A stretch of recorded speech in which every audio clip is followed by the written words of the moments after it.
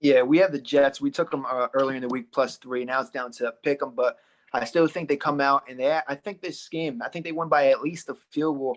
It's a pick 'em right now. It's a ticket right now to pick them. We're looking at this game. We're looking at the left tackle for the Jets. He was hurt.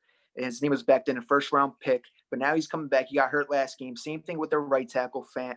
He missed last game due to concussion issues, and now he's back. So Darnold's going to have revamped the offensive line. Now he's going to have his number one target, Crowder, who played week one, hasn't played since. And in week one against the Buffalo Bills, he had 7 receptions, 120 yards, their best receiver. He's going to be a big playmaker for this team.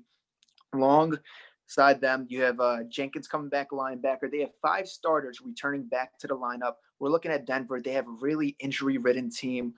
Von Miller's out. Jarrell Casey, both Pro Bowl defensive linemen for the Denver Broncos. They're going to have some trouble now. They have a new quarterback coming in. Driscoll's no longer playing. And if we look at Driscoll and the Denver Broncos, their offensive line, they've had some issues, man.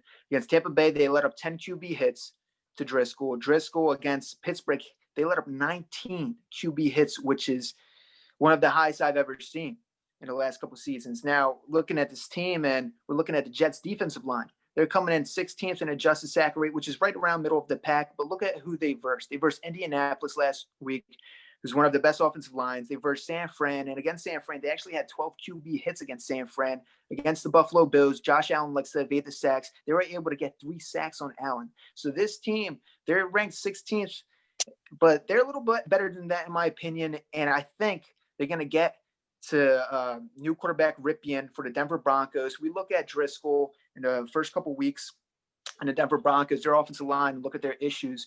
We have Driscoll coming in with number 10, the Denver Broncos with Driscoll, 10 QB, number 10 ranked out of 32 teams in QB hits. And he's only had 64 attempts, which is the least amount in the league out of the 32 teams, which is huge. We're looking at pressure percentage. They're number 2, Driscoll. Opposing teams coming and getting that pressure on him.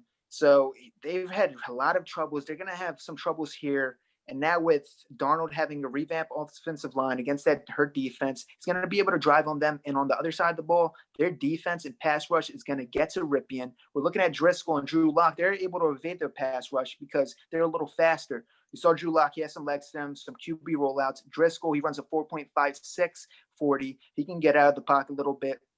But this guy, Ripien, runs a 4.9. He's going to be slow. He's not going to be able to get out of the pocket, not going to be able to evade the pass rush. And it's going to be a hard time for this Denver Broncos team to win this game. We're looking at the pocket time for Jeff Driscoll. It was 1.2 because the QB was getting pressure all over him. He's either having to get the ball out so quick or he was getting hit right away. Like I said, 19 QB hits against Pittsburgh, 10 at least against Tampa Bay. It's going to be a tough time for this guy, Ripien, coming in first start. When I got time to the 40 time last week, I ran it in forever. It was actually you know what's crazy about this game? Fangio brings in Ripien because he said Ripien looked good, but you got to remember it was in trash time. I mean, they were playing pretty bad. They were down by 18 points. How can you bring a new quarterback who's a statue back there? It just doesn't make any sense to me. And I agree with Matt 100%. You got a team that's all banged up in the Denver Broncos. I was high on this team at the beginning of the year, but they've been decimated with injuries. You got some key components on the offensive side of the ball coming back for the Jets. The Jets is definitely the right side here, especially on a short week. I mean, the Jets are the right side. And Joey, then another Joey, going to be happy. I don't hear that too often. I don't hear the Jets being the right side. I figure if you fade the Jets and the Giants the rest of the way, you'll sweep. I know Joey's happy this week.